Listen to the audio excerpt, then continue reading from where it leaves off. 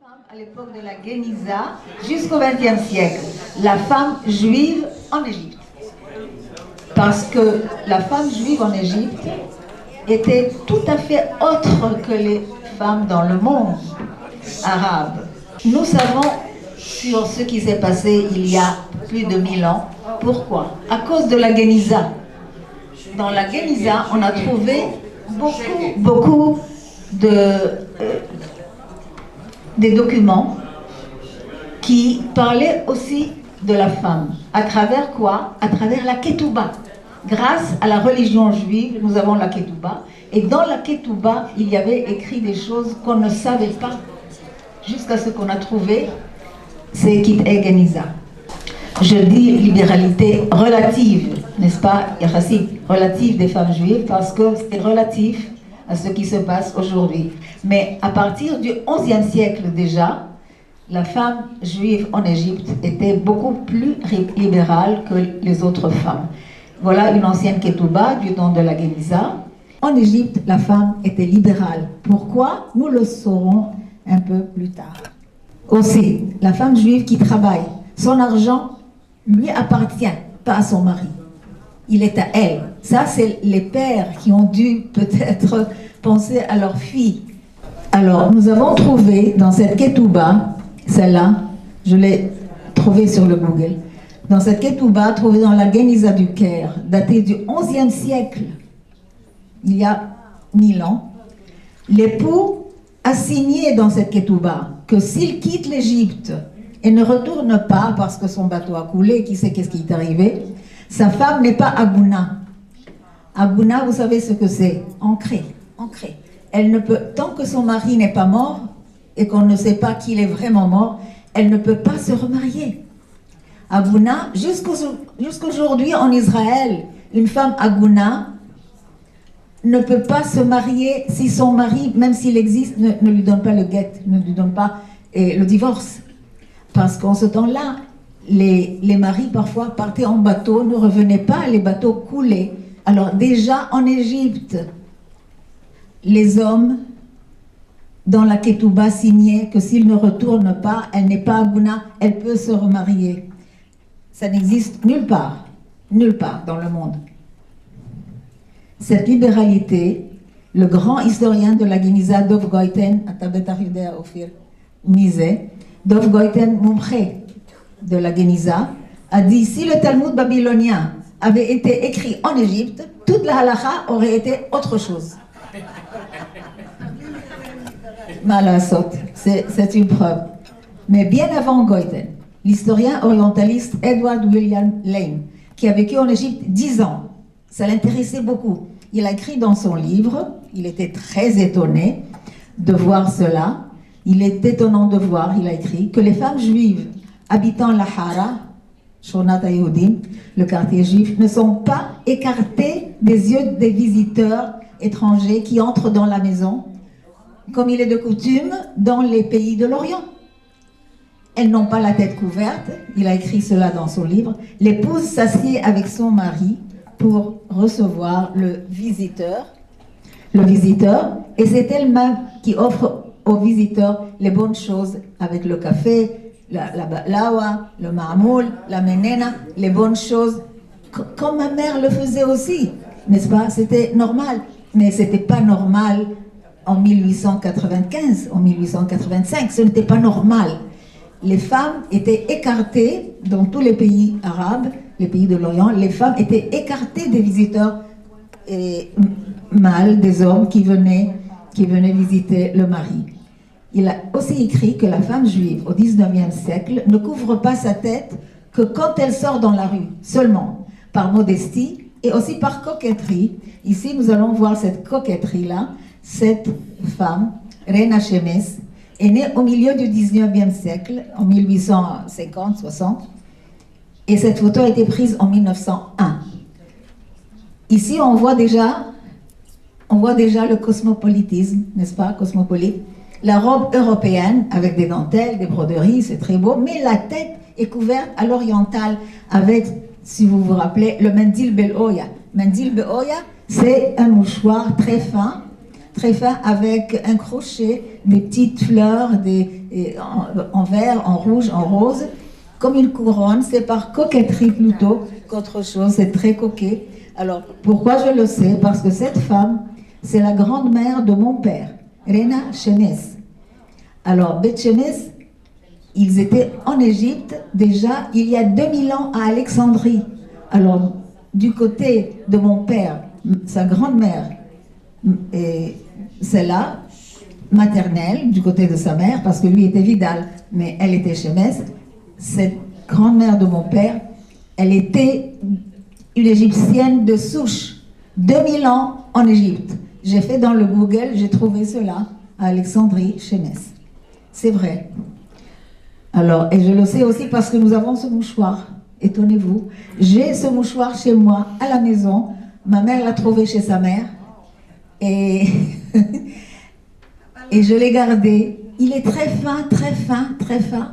Et le crochet intact. On voit des petites fleurs roses, des petites fleurs rouges, il y a un peu de vert. C'est très, très, très beau. Je le garde précieusement chez moi. Un jour, il arrivera dans un musée, sûrement. Il est très beau. Et on continue de nouveau. J'ai fait quelque chose que c'est défendu de faire.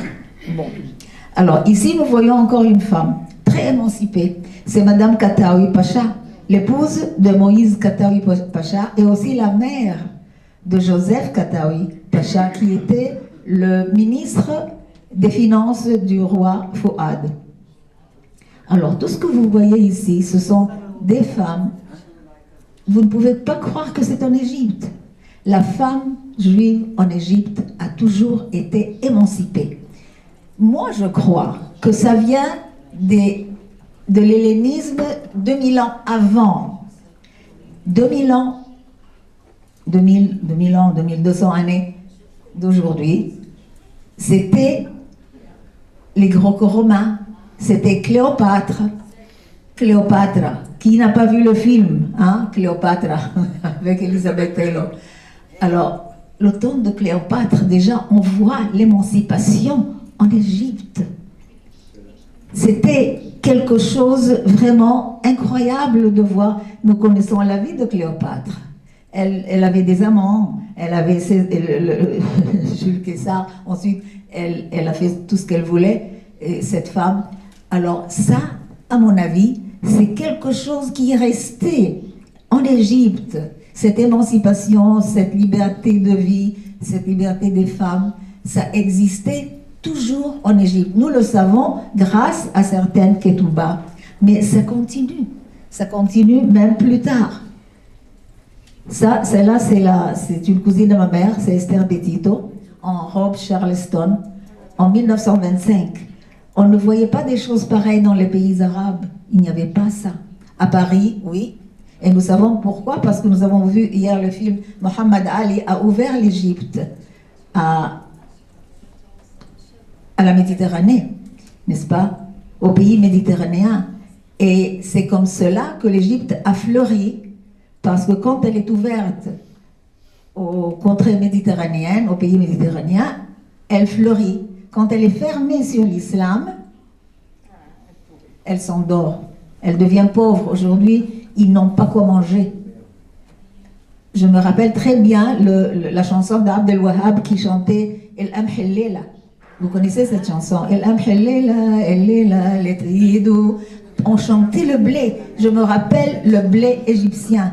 Il était long, il brillait incroyablement.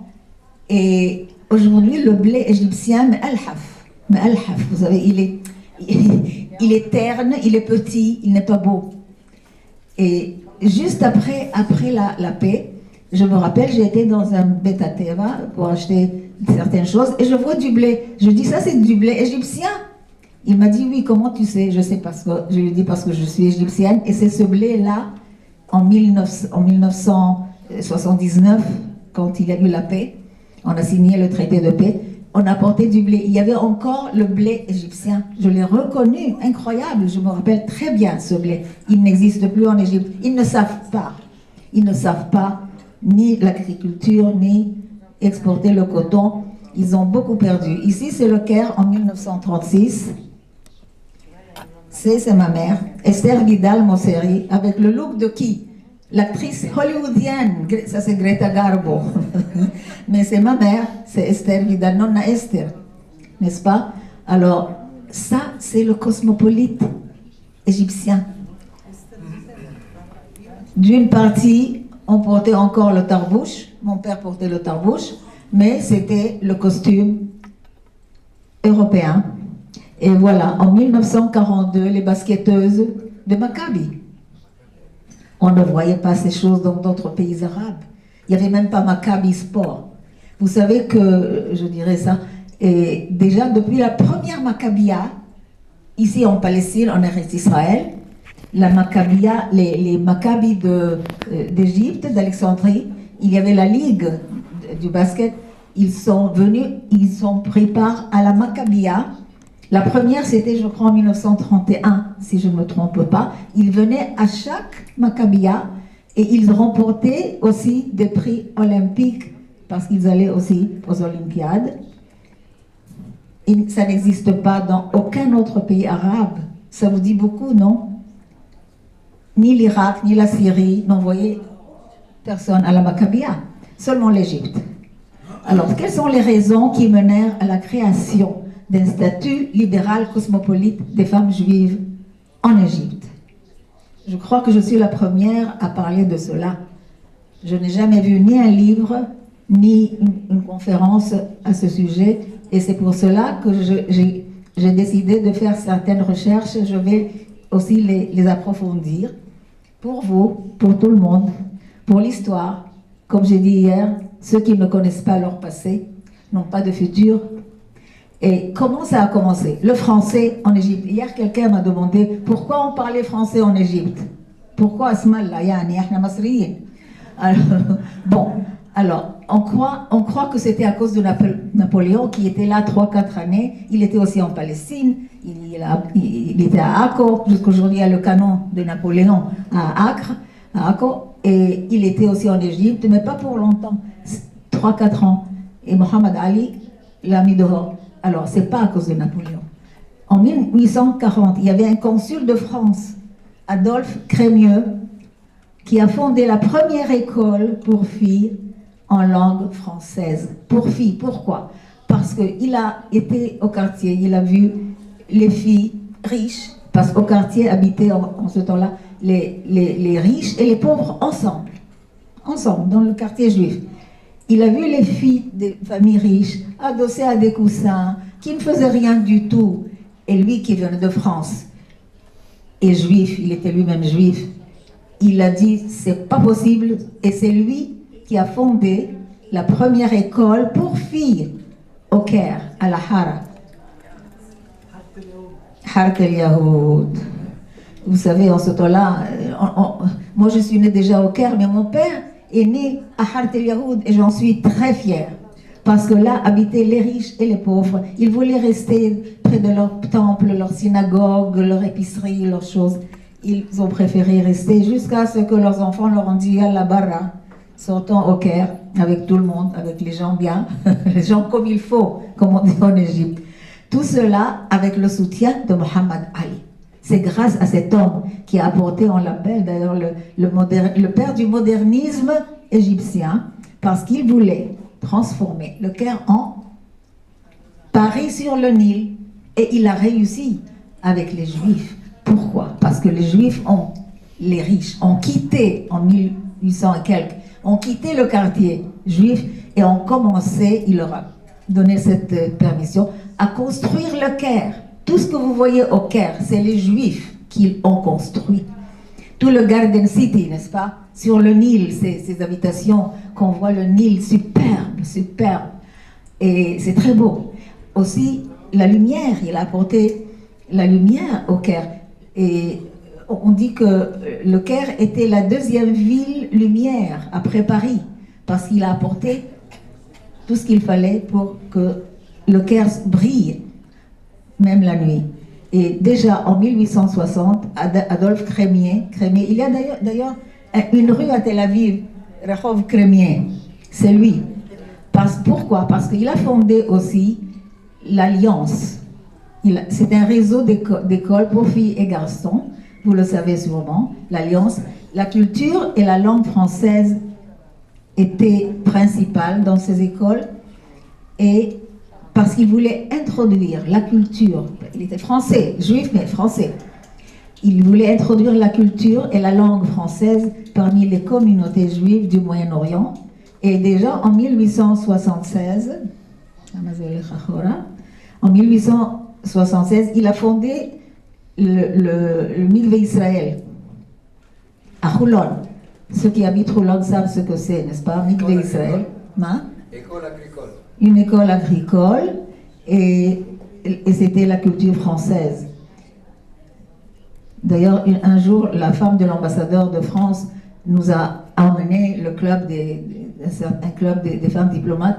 Elle était très fière de dire que ça a été fondé par les Français, cette école agricole. Et maintenant, qu'est-ce qui se passe? La communauté juive devient très riche, très riche. C'est vrai que les Juifs ont su vraiment profiter, n'est-ce pas? Mais parce qu'ils étaient très actifs, ils travaillaient, ils donnaient du travail aux Arabes. C'est vrai qu'ils gagnaient beaucoup, mais ils donnaient aussi beaucoup aux Arabes. Je me rappelle, la bonne, nous avions 2 bonnes à la maison, vous savez ce que c'est. Il venait le père avec une petite fille de 12-13 ans, il disait, il recevait quelques piastres par mois. Ma mère l'habillait, la lavait, enlevait les poux de ses cheveux, lui donnait même parfois une jolie chaîne en or. Et quand elle allait une fois tous les 6 mois dans sa famille, là où il habitait, elle retournait ni les habits, ni l'or, ni la chaîne d'or. Et de nouveau, elle lui donnait. Et on leur donnait beaucoup. Et c'est pour cela qu'ils étaient sincères avec nous. Mais nous savons ce qui s'est passé après. Certains d'entre eux étaient vraiment fidèles et d'autres ne l'étaient vraiment pas du tout. Alors, ces écoles juives étaient bonnes, mais les riches voulaient un niveau plus élevé d'éducation, et aussi parce que plusieurs enfants juifs n'allaient pas dans ces écoles, c'était pas l'honneur de la famille, et ils allaient dans les écoles de la mission française, anglaise ou italienne, et il y en a qui sont devenus chrétiens. Un beau jour, tout un groupe à Alexandrie est venu dire à leurs parents, nous avons fait le baptême et nous sommes chrétiens. C'était terrible. Alors ils ont construit cette grande école à Abbaséa, l'école Sébil. Peut-être quelqu'un de vous était du Caire et a appris dans cette école. Elle était énorme. Aujourd'hui, c'est une école gouvernementale arabe, bien sûr, mais ça a été construit par plusieurs écoles. Il y avait 16 écoles juives à Alexandrie et au Caire, et à Tanta aussi, il y avait une école de l'Alliance. Et voilà l'école Jabès, très belle. Le bâtiment en dit beaucoup. J'étais là-bas. Comment? Moi, j'étais dans le kindergarten là-bas. À Jabès? Jabès, oui. Tu vois, ça c'était une école d'élite. Comment? Toi aussi? Bravo Aléko. Vous allez me raconter un peu sur ça, parce que je veux écrire sur l'école Jabès. Et il n'y a nulle part écrit. C'est Madame Jabès, une femme très riche, qui a fondé. Elle était elle-même directrice de l'école. Alors vous allez me raconter, vous les deux. Promettez-moi. C'est très important. Parce que si c'est pas vous, personne ne le raconte. Et ici, l'école pour orphelins au Caire, la Goutte de lait, d'un niveau très élevé. Ces orphelins-là sont devenus des docteurs, des avocats. Vraiment, ces enfants de pauvres, filles et garçons, ils avaient tout. Ils avaient une longue journée d'études. On leur donnait, dès qu'ils arrivaient, le verre de lait, la lahmania, ils avaient des petits gâteaux. Le matin, ils avaient le petit déjeuner. À midi, ils avaient le déjeuner. Jusqu'à 4h30, ils prenaient encore un goûter. Et tout, la bar mitzvah, les habits, ils recevaient tous ces orphelins qui était très heureux d'être dans cette école. Elle était très grande, très belle. Elle a été construite par Isaac Ben Arroyo et sa femme. Ici, c'est un jardin d'enfants de l'école Katawi au Caire, en 1938. Il y a ici mon cousin, David Antebi.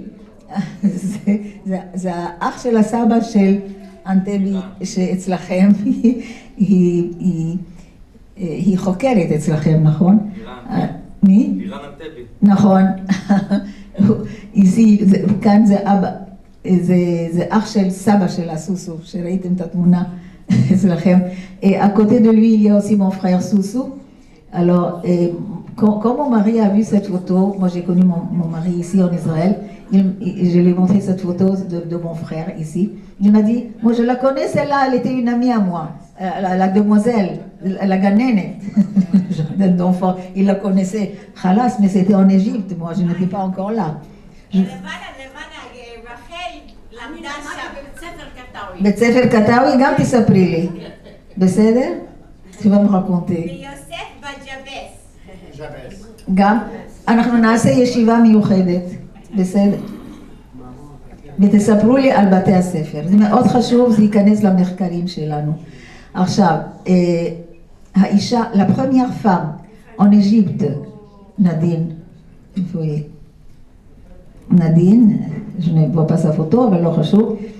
Nadine Tilch, une égyptienne qui a fait ses études en Suisse et de retour, elle a été très très triste qu'elle ne pouvait pas travailler parce qu'elle s'est mariée très vite, elle était psychologue, elle a travaillé avec de grands psychologues à Genève en Suisse, mais de retour en Égypte, elle s'est mariée avec Carlo Suarez. Suarez, c'est très connu, ce sont des familles de millionnaires, ils étaient à Alexandrie. Et ce Suarez-là était à Alexandrie. Elle l'a épousé, elle ne pouvait plus travailler. Malgré qu'elle avait écrit d'importants articles scientifiques qui lui prédisaient un grand avenir. Mais vu la position de son mari, elle se contenta de l'enseignement. Ça, on acceptait. Et de la pédagogie, finalement, ça c'est son mari. Ici, elle est là dans cette photo. Elle est dans la deuxième rangée, au milieu, c'est Tilch, Nadine Tilch, qui a fait ses études en Suisse dans les années 1800 et quelques, et ici en 1942, peut-être, presque, à Alexandrie, dans l'école juive, qui était vraiment de niveau très élevé dans les études. C'est mon école. Ton école, toi aussi, écoute.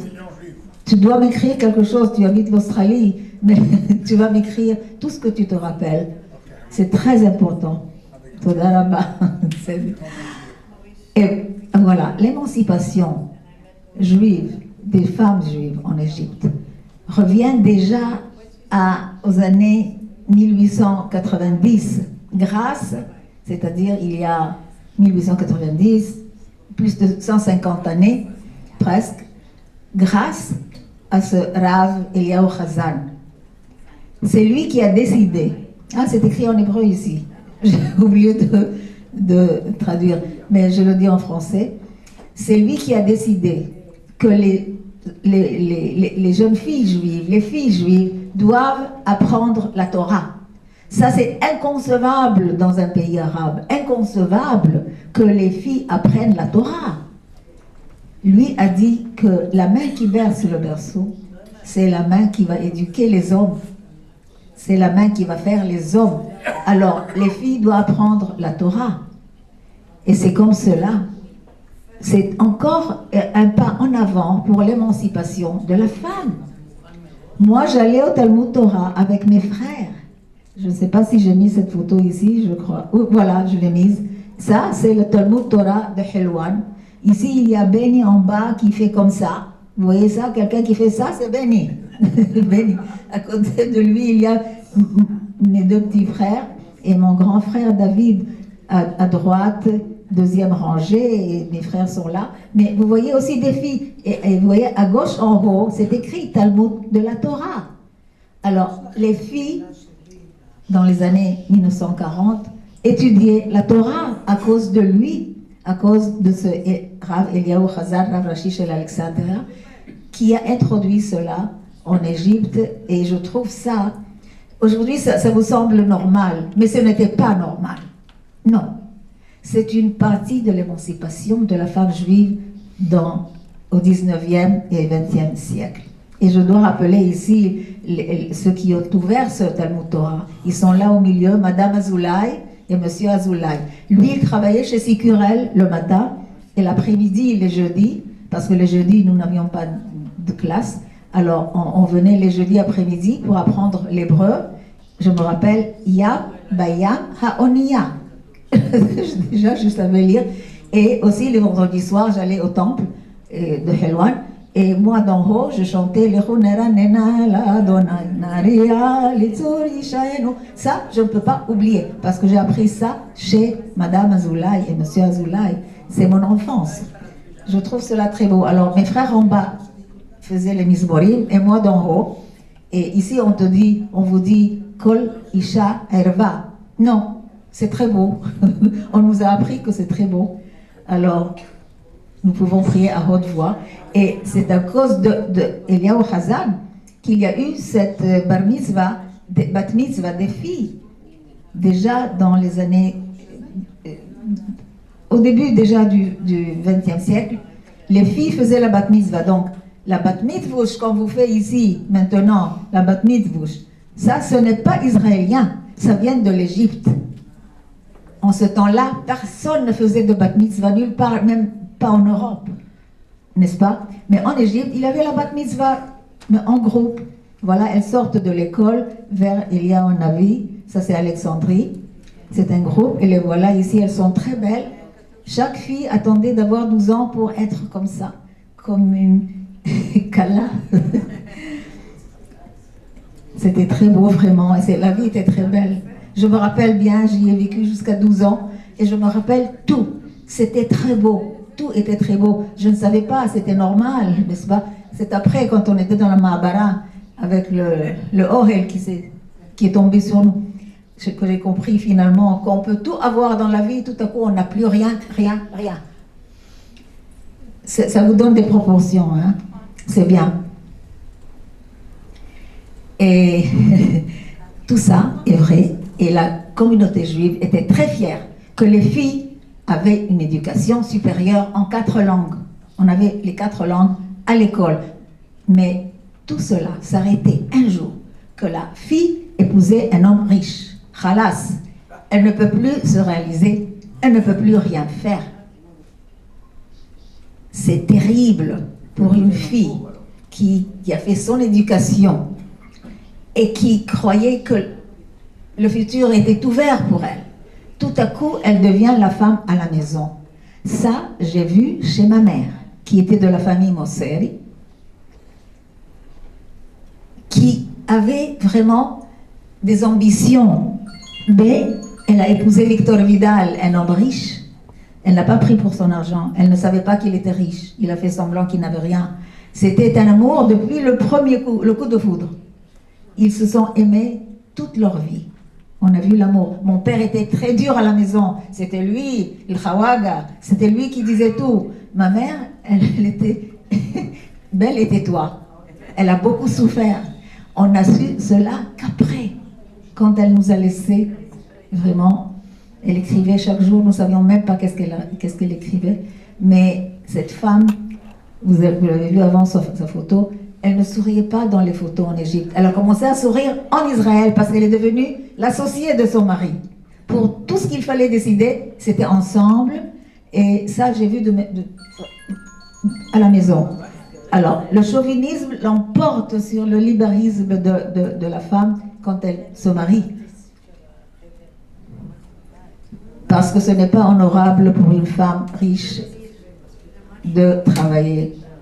Et c'était très rare que les femmes en Égypte écrivent ou documentent cette frustration qui leur rongeait le cœur.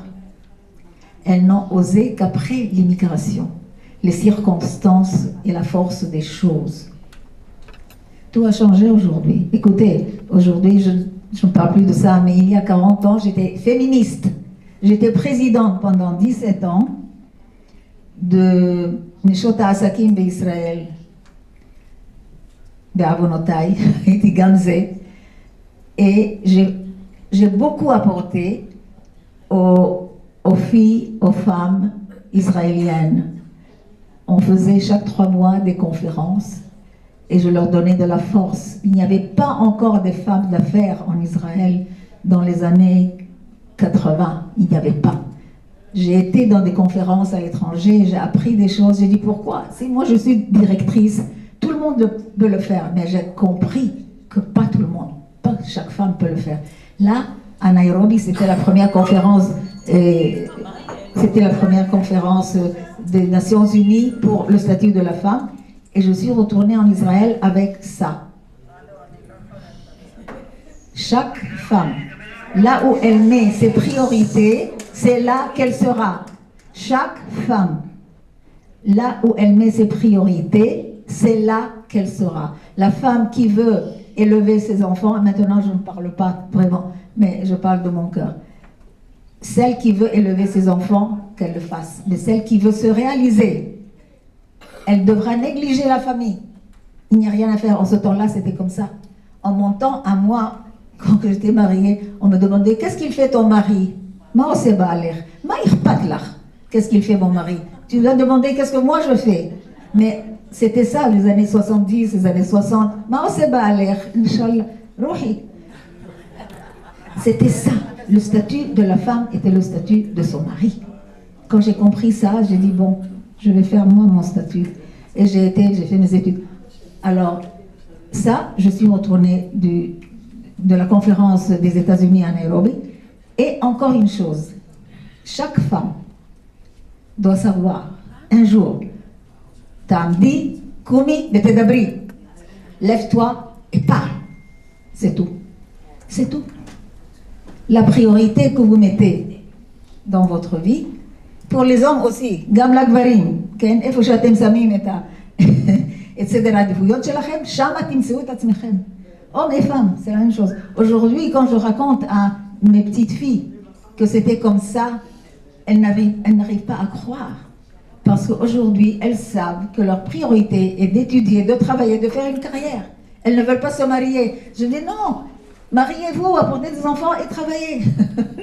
Ça, c'est en 100 années, il y a eu un changement énorme dans la vie de la femme, dans le monde entier. Et c'est pour cela que ma mère était très heureuse en Israël. Elle est devenue vraiment l'associée de son mari. Mais il y a eu une exception, c'est déjà presque la fin. Jacqueline Kahanov, qui est née au Caire, qu'on a nommée ici la Lévantine, ou la première dame de l'option méditerranéenne qui combine entre l'Est et l'Ouest. Voilà. Voilà, Jacqueline Kahanov, Lifnei Shnatan, il y a 2 ans, nous avions le professeur David Kahana qui a, n'est-ce pas, oui, qui a parlé aussi de Jacqueline Kahanov parce qu'il est amoureux d'une femme qui n'existe plus, il le dit toujours. Elle est née à une famille aisée en 1917 et elle est décédée en Israël en 1919. Cette femme, Kesar Bohen Alama Zelo Lechala. Kesar.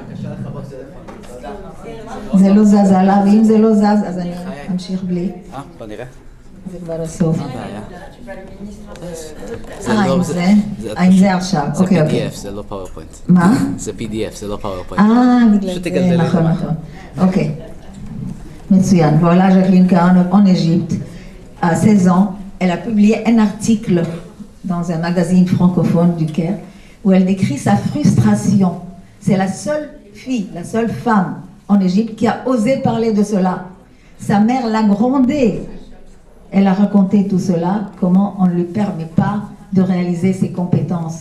La voilà ici à sa bar mitzvah. Sa mère la gronde sévèrement sur la honte qu'elle apporte sur la famille. Et elle découvre tout à coup que la société n'attend d'elle qu'elle se marie et qu'elle ait des enfants. Que le travail est réservé aux femmes de classe inférieure et que cela l'empêchera d'épouser un homme comme il faut de la communauté. La voilà, on voit qu'elle était vraiment c'est une personnalité, hein, cette fille, dans sa chambre au Caire. Plus tard, elle écrira « Je voulais être médecin ou écrivain. » Mais ses parents l'ont empêchée. Alors, qu'est-ce qu'elle fait? Elle se marie. Elle se marie, voilà, comme c'est beau, combien de fleurs il y a dans ce chose. C'était sûrement au temple Sha'ar HaShamayim. Pour accéder à son indépendance, Jacqueline se marie et voyage avec son mari aux États-Unis. Là, elle fait ses études universitaires. Elle va aussi à Paris. Elle divorce, parce que comme ça, elle s'est mariée juste pour son indépendance. Et en Israël, elle décide de vivre en Israël. Elle a connu les États-Unis. Elle a eu là-bas de gros prix littéraires. Elle devait rester, mais non. Elle a été voir Paris, ensuite elle est venue en Israël, elle a dit, ici c'est ma place, ici, dans le Levant. Et c'est ici qu'elle a écrit son premier livre sur sa vie. Elle a décrit sa vie en Égypte, quand personne ne l'a jamais écrit. Jacqueline Kahanov, elle écrivait des masses sur sa vie en Égypte. À cause d'elle, nous savons tout cela. Son livre très rare, Mizrach Shemesh, a été publié après sa mort. En 2004, le professeur David Ohana l'a découvert et l'a fait sortir de l'oubli. Aujourd'hui, on l'appelle la première dame de l'option méditerranéenne. Elle avait prédit cela. Elle a dit qu'en Israël, elle écrivait cela déjà dans les années 60, en Israël, il y aura la paix quand l'Orient et l'Occident en Israël, dans tous les domaines, surtout le domaine de l'art. Et aujourd'hui, nous voyons cela. Elle n'a pas eu, elle est décédée dans les années 70, et elle n'a pas vu cela. Mais aujourd'hui, la musique, c'est quoi? C'est quoi? Orientale. Et aussi occidentale. Mizrach ou Ma'arav. C'est ça, le cosmopolitisme qui devrait apporter la paix. Quand nous reconnaîtrons que la culture arabe est profonde et qu'elle peut se combiner avec la culture occidentale en Israël, il y aura peut-être la paix. Et à cause d'elle, on l'appelle la première dame de la Méditerranée en Israël. Terminons avec 2-3 exemples très faciles des femmes égyptiennes. Voilà, je ne sais pas si vous savez, Suzy Eben est née en Égypte à Ismaïlia en 1921 et termina ses études au Caire, à l'université américaine en sciences sociales et littérature. Elle a épousé Abba Eben. Abba Eben était un Britannique en Égypte, au Caire, qui faisait du travail là-bas dans les années 40. Elle a épousé en 1941 au Caire, un très grand mariage. Et ensuite, Abba Eben a fait connaître à sa sœur Ora. Mais maintenant, voilà, elle a sorti un livre de mémoire. Elle a écrit sur l'Égypte tout un chapitre, très beau. Je me rappelle, elle commence, elle dit, nous quittons Ismaïlia pour le Caire. Parce que son père, les parents, savaient qu'à Ismaïlia, elles ne vont pas trouver un bon parti. On appelait ça un bon parti, c'est-à-dire un homme comme il faut et riche, comme elle.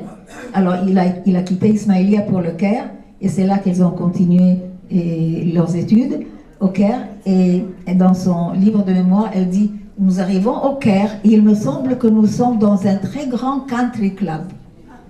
Parce que la vie était un country club. Voilà, c'est ça l'Égypte. On ne peut pas expliquer l'Égypte, la vie qui était pour nous belle.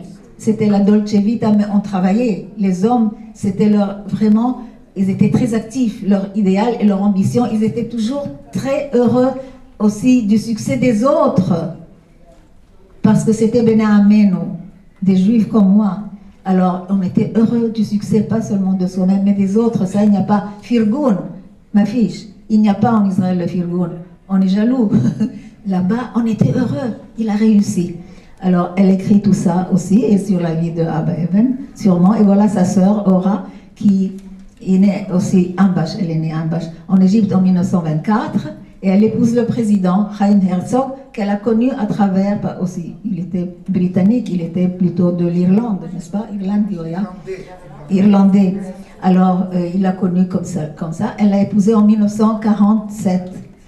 Et elle était femme de président et aussi, elle est devenue aussi la mère de notre président d'Israël, une femme juive égyptienne. Je termine ici, Toda Rabba. Vous pouvez être fiers d'être femme juive égyptienne. Béni.